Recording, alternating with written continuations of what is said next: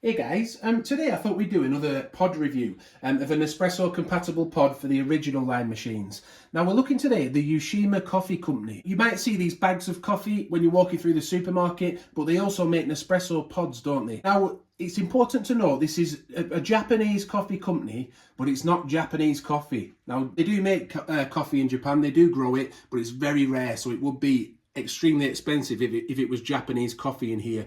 It's actually a blend of coffee from other areas of the world, and the idea is they've blended it. It was a guy called Tadao Yoshima.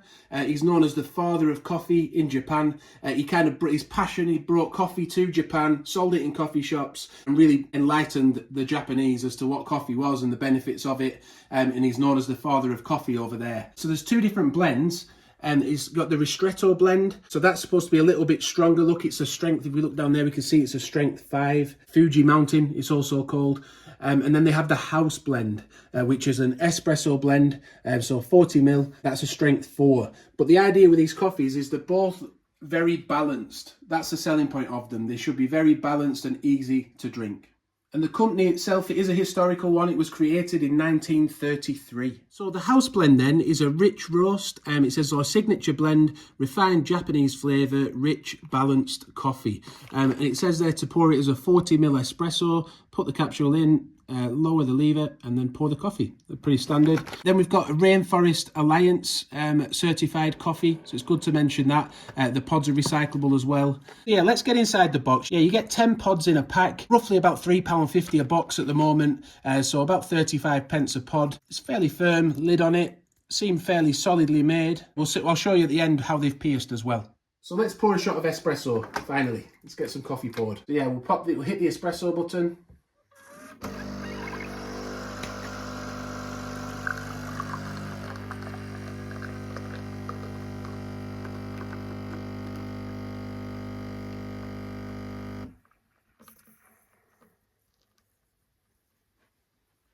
So yeah, it's got a nice crema on top, look. Not too dark, if we see it settling down now. It looks a nice rich colour, but it's not too dark. And yeah, we're looking for it to be very balanced, aren't we? Don't forget, we're looking for a rich roast, but nicely balanced. And I don't know why they haven't put this information on the box, but just looking on their website, it says in this particular blend, we're looking for notes of caramel, granola and dark chocolate. Balanced with lower acidity, perfected over many decades by Japanese coffee masters. So let's give it a taste now. Once it's cooled down a bit, I'll give it a taste. So let's give it a little taste then.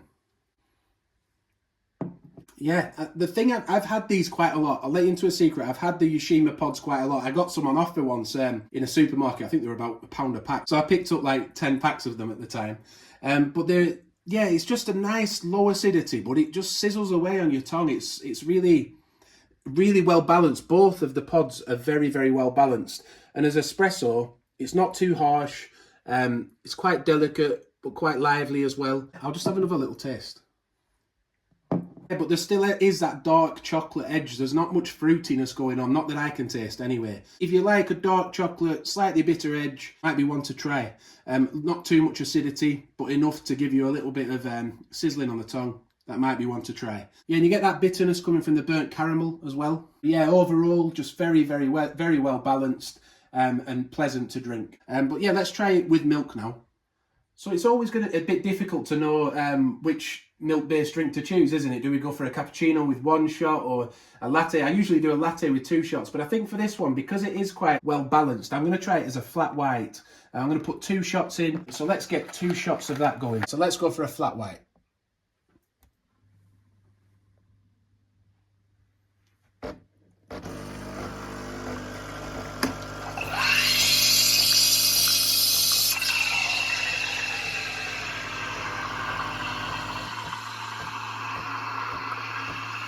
Pop a second shot in.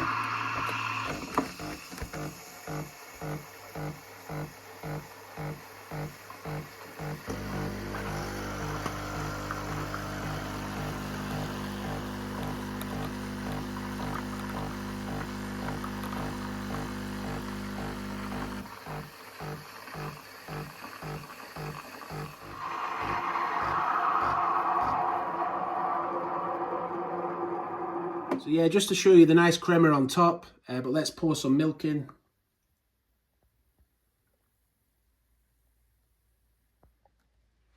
Interesting as well, the box reseals, which is nice, so you can stand it up and all the pods don't come falling out. But let's have a little taste of this. Yeah, you see with 2 shots of espresso in there and some milk, you're getting acidity coming through, but it's still not a really punchy coffee. I'm getting acidity. Definitely, to me, needs 2 shots to go with milk. I can't imagine that having 1 shot with milk is going to do it for this coffee for me personally, but I like a bold, strong coffee. If you like a low acidity coffee, then 2 shots in a flat white, really, it's perfect really for that. Have you tried it with 1 shot? Let us know in the comments what you think. In fact, I do still have a bit of milk, so let's pop another shot of espresso in, and we'll just try it with a little bit of milk as 1 shot.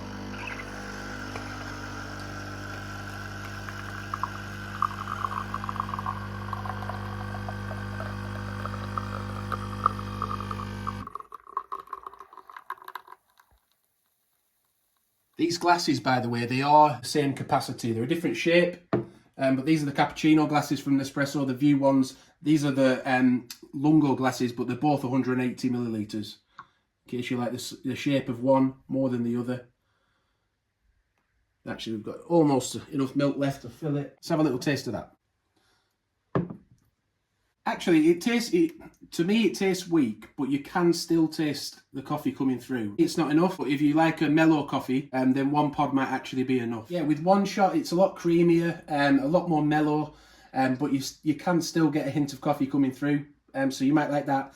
But with 2 shots as a flat white, you get a much more acidity coming through, more of a coffee hit, which is obvious, really. You know, I know that's 2 shots it's gonna produce that, but what I'm saying is, it isn't completely lost as a single shot. Yeah, it tastes probably as you'd expect maybe a latte to taste in a coffee shop. Sometimes the lattes they've got that pale colour to them, haven't they? It's probably what you'd expect that to taste like. So now we're going to move on to the Fuji Mountain Ristretto. That's a strength 5, remember. We're looking for something that's bold, intense. It says inspired by the Fire Mountain. It's their darkest roast in capsule form, ready at the push of a button.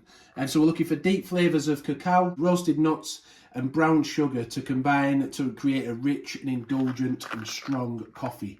So yeah, let's try this one, Fuji Mountain. Yeah, so we've got bold roast, our dark roasted blend inspired by Mount Fuji, bold, intense coffee. So we've got a nice black pod for this one, easily identifiable as Ristretto. They're all the same, they're going to be made by the same factory, aren't they? So we could be assured that the quality we got from the first one, the house blend, will be present with this Ristretto one as well. So let's pour a Ristretto.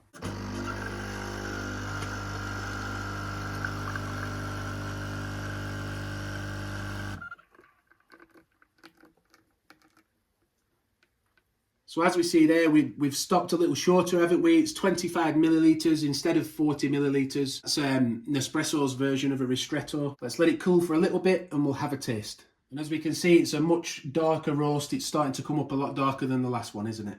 Yeah, so we're looking for cacao, roasted nuts, brown sugar. It should be quite bitter and intense, this one, shouldn't it?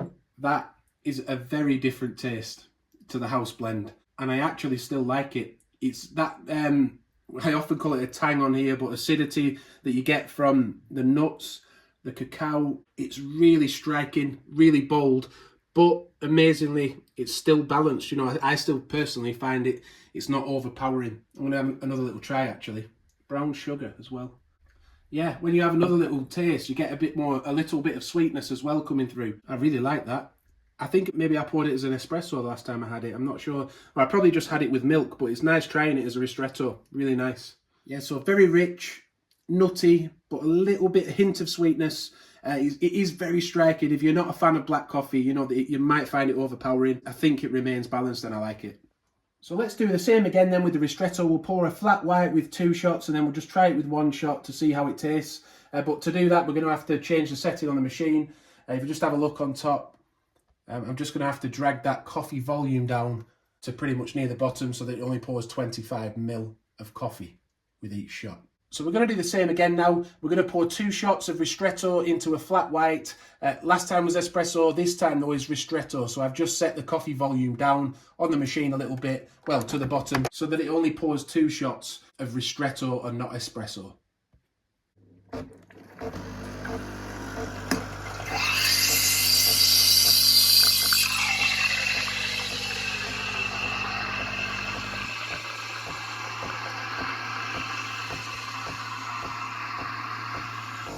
second shot going in.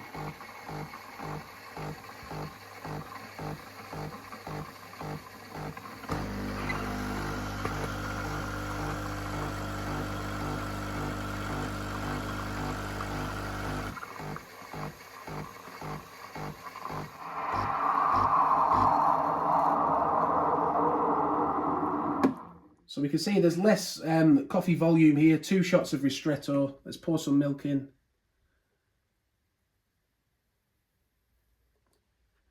So it'll be interesting to see, will it maintain its intensity? Ristretto should be a little bit sweeter, but more intense. Yeah, so it's interesting trying that. I've been sipping away on this flat white with 2 shots of the ristretto in, and it doesn't actually seem to have as much going on as the house blended. Yeah, you get a bit of those flavours coming through, the cacao and the nutty notes. Don't know, it seems to be a bit lost in milk, if I'm being honest. I actually thought there was more going on in the house blend with the 2 shots of espresso. So yeah, I think if I was to pick one of the two, I'd probably go with the house blend for milk. Yeah, I thought that this one had a lot going on as a black coffee, as a ristretto. But we said we will, so I will try it with 1 shot with some milk in, just to see if it gets completely lost then. So yeah, let's just try 1 shot of ristretto with some milk in.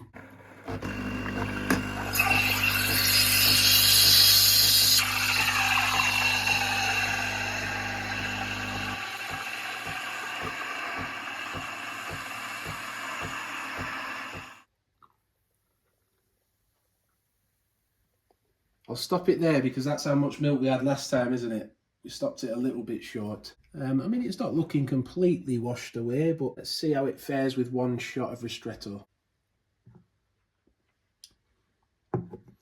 I mean, there's still a hint of coffee, very, very milky. There is still, it's maintained somehow its balanced element. It is very, very mellow. So if you like that, 1 shot of ristretto. So yeah, tasting that now, there's a coffee called Mellow Birds, isn't there? It's kind of how I imagine Mellow Birds to taste. There is a hint of coffee in there, but it's just like steamed milk with a bit of coffee. You know, it's not a strong coffee flavour coming through, which you wouldn't expect possibly from 1 shot of ristretto, would you? 2 shots, obviously you get a little bit more of a coffee taste coming through, but personally I just preferred the house blend with milk.